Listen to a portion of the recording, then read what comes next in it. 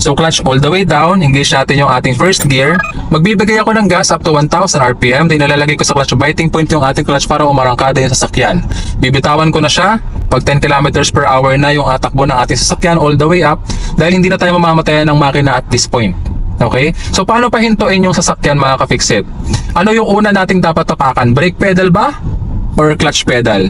So dahil medyo mabagal yung ating takbo, 10 kilometers and below mga ka-fixit, ang una-una nating tatapakan is yung clutch pedal.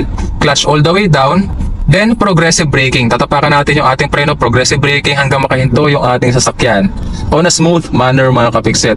At kapag nakahinto na, habang nakatapak ka pa sa iyong clutch all the way down, ilipat mo yung shift knob sa neutral para mabitawan mo na yung iyong clutch all the way up. Okay?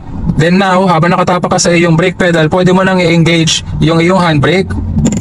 Ayan, para mabitawan mo yung iyong foot brake. Okay mga ka-fixit? Nakahinto na ngayon yung ating sasakyan. Progressive braking mga ka-fixit.